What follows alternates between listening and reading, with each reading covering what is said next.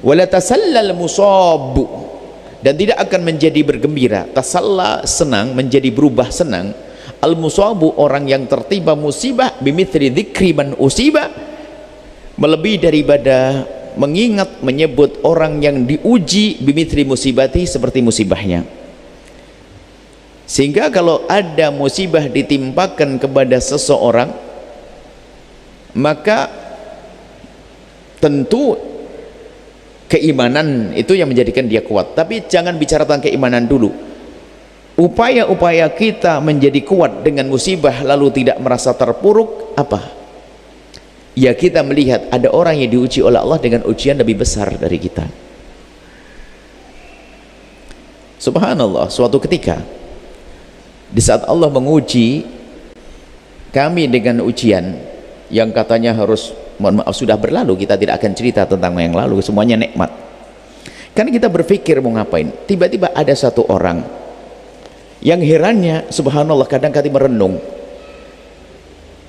ini orang bukan orang beriman. Waktu di negeri tersebut orang non muslim, cuman dia pernah kerja di kedutaan yang ada di Indonesia, jadi apa begitu, menemui anak kita yang menemani kami, oh dari Indonesia, iya, langsung naik ke kamar kita, naik ke kamar dengan cerita, wah nggak apa-apa, saya tuh 5 kali operasi, cerita dengan bahasa 5 kali operasi. Saya ingat dengan anak-anak yang menemani kami cerita, wah duduk di atas kursi semangat, seneng sama orang Indonesia dia. Waktu kami di Singapura waktu itu, seneng dengan orang Indonesia. Udah, ini operasi, ini bekas ada operasi jantung, ini bekas jahitannya sepanjang ini. Allah kirim. Kemarin kenapa kita kok ketakutan banget? Ini ada orang semangat hidupnya tinggi, padahal dia tidak kenal Allah. Tidak kenal Allah. Memang harus merenung. Kejadian lagi saya merenung, naik pesawat, pas ada kejadian pesawat jatuh waktu itu. Pertama kali setelah kejadian pesawat kan ketakutan, kita naik pesawat dari Kertajati. Sudah begitu kok perasaan suara pesawat kok aneh-aneh, ada ketak-ketak, kemudian ini. Ya Allah, astagfirullah, deg-degan. Sama yang mendampingi kami itu biarpun keker badannya, pucat juga dia. Akhirnya diperlihatkan oleh Allah seorang pramugari lewat senyum. Gimana kita Ustadz kalah iman dengan pramugari ini? Gimana nih pramugari ya, tenang saja. Loh kok saya gelisah? Enggak, biarpun ada bisikan di hati, takut naik pesawat, ajib. Ini pramugari lewat mondar-mandir dengan kata wah, ternyata kelemahan kita ini kelemahan kurang pandai merenung. Setelah mikir ini, tuh lihat pramugari senyum, kenapa ente pucat? Dan pramugari kan naik pesawat sama dengan kita, bahkan dia jalan ke sana kemari, dia juga dengar berita kemarin. Begitulah. Jadi pandai-pandailah Anda itu melihat karunia. Dan di saat ditimpakan, semoga bukan Anda, di saat seseorang tertimpa musibah, cerdaslah dia bahwa di sana ada orang tertimpa musibah yang lebih dari yang ditimpakan kepada orang tersebut. Artinya lebih, dan ternyata lebih kuat dia. Bahkan dalam kisah serupa, dan ternyata banyak, termasuk waktu kita ada seorang perempuan juga cerita tentang dia dioperasi lehernya juga, yang kebetulan dia adalah orang yang sering berderma di Indonesia. Seorang perempuan, ternyata saya itu nggak bisa noleh full karena saya dioperasi. Punya kejadian serupa dengan Buya waktu itu, mohon maaf. Kami tidak apa-apa, kita sehat. Ini cerita, ini sehat nih, tidak ada apa-apa kita, karena beritahu bersama. Dan alhamdulillah dengan begitu yakin ternyata kita tidak harus melakukan apa-apa, hanya sedikit pengobatan selesai. Ternyata Allah selesai. Nah, artinya apa? Kita ini menghadirkan renungan. Kalau ketimpa musibah jangan terpuruk seolah Anda yang paling terpuruk, Anda ini seorang nabi pun dihibur oleh Allah. Seorang nabi, di saat Nabi mendapatkan gangguan, Allah beritakan, kamu bukan nabi pertama yang mendapatkan ujian seperti wahai Muhammad. Di sana ada nabi-nabi terdahulu. Maka disebutkan oleh Allah dalam Al-Quran kisah bagaimana Nabi Musa, bagaimana Nabi Ibrahim dimusuhi, bagaimana Nabi ini. Terus itu adalah penghibur, dan cara menghibur diri itu sudah ada di dalam Al-Quran.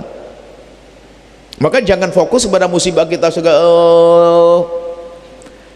seolah-olah paling terpuruk, tersiksa.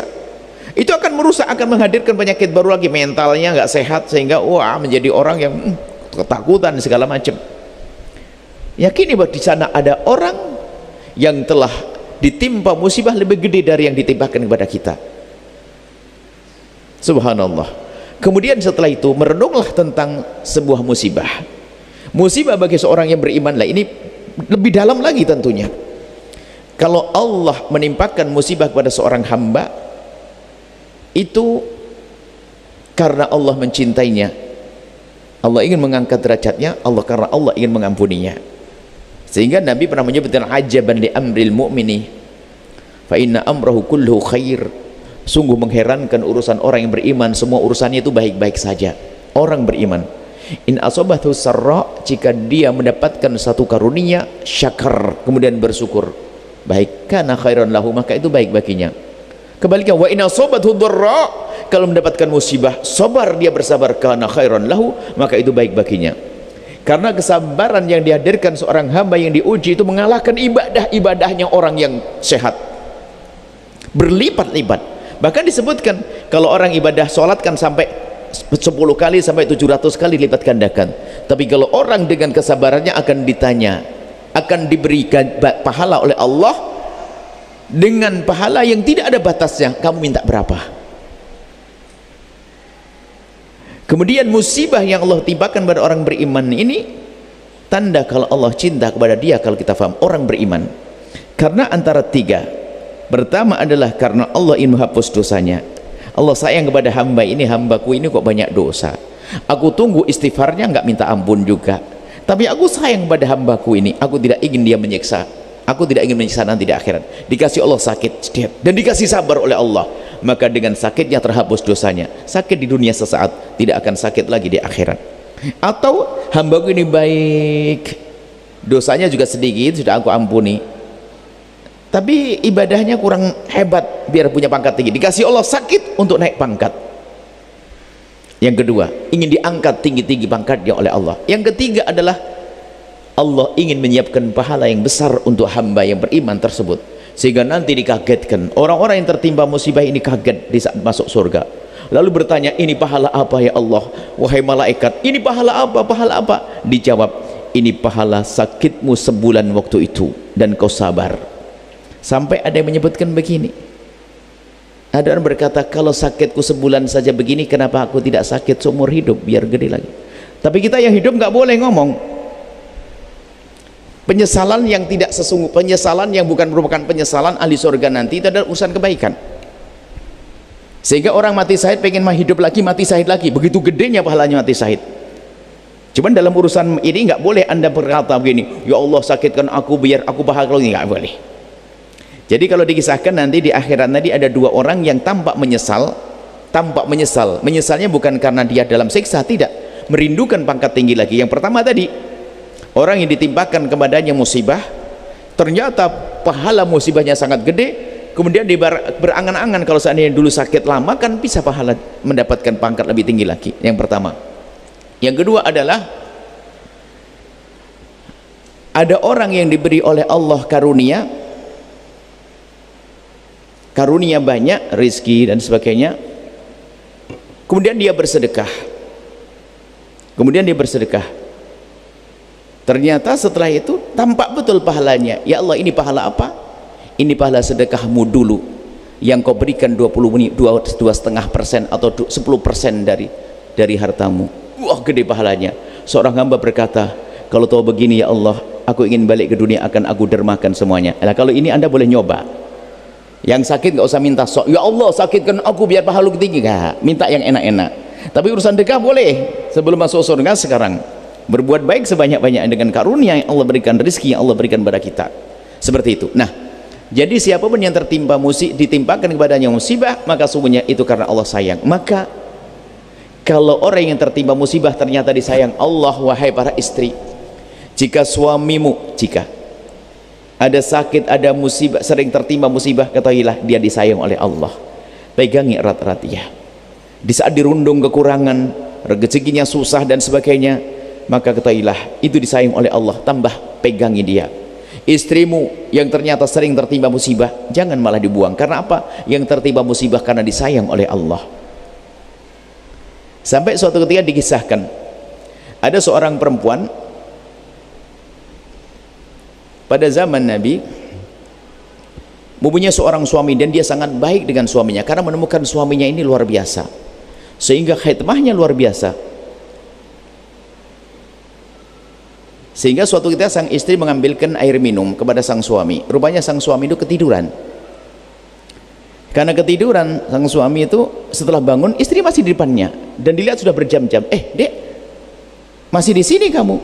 Iya abang, takut nanti saya pergi abang nyari air. Kalau saya tinggal abang nggak tahu. Luar biasa, hebat kau istriku. Baik, kalau begitu aku pengen aku kasih hadiah apa coba? Bang, hadiahnya adalah ceraikan aku. Kenapa? Ya sudah,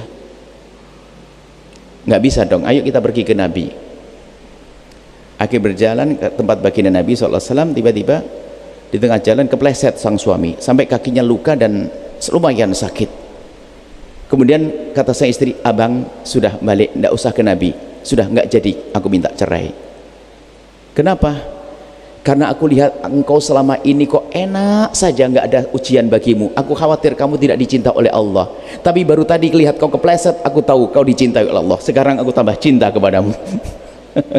Jadi kalau kena musibah, kalau diberi nikmat terus, jangan-jangan tidak disayang oleh Allah. Bukan berarti kita minta musibah, bukan, minta yang baik dong. Ini beginilah. Jadi kalau ada orang, makanya dekatlah dengan orang-orang yang diuji oleh Allah. Apalagi jangan sampai berbuat zalim, naudzubillah. Kadang kita sering berbuat zalim justru orang-orang yang seperti itu. Bahaya sekali. Orang yang diuji oleh Allah itu disayang oleh Allah. Bisa jadi doanya dikabul dan seterusnya. Sampai disebutkan dalam suatu riwayat, innallaha sayansurukum bidu'afaikum. Allah itu akan menolong kalian melalui orang-orang lemah yang ada dalam kehidupan kalian. Makanya istri yang sakit-sakitan, suami yang sakit-sakitan dan sebagainya, itu menjadi sebab Allah memberikan pertolongan kepada anda. Dan husnudzon, mungkin suaminya sakit terus seolah-olah tidak bisa beri nafkah dan sebagainya. Allah sudah berjanji, innallaha sayansurukum bidu'afaikum, Allah akan menolong kalian dengan orang lemah. Jika di rumahmu ada satu orang lemah, ketahuilah bisa jadi akan dibuka rizki segala kebaikan melalui si sakit yang ada di rumahmu. Jangan disia-siakan dia. Mungkin seorang suami bisa jadi ternyata, aku punya suami sakit, nggak pernah cari nafkah, nggak bisa ngasih nafkah, sakit. Bukankah Allah sudah berjanji Allah akan nolong kalian dengan si lemah? Karena kita pasrah pada Allah, ada jalan, anaknya bisa sekolah, sukses, mencukupi dan seterusnya.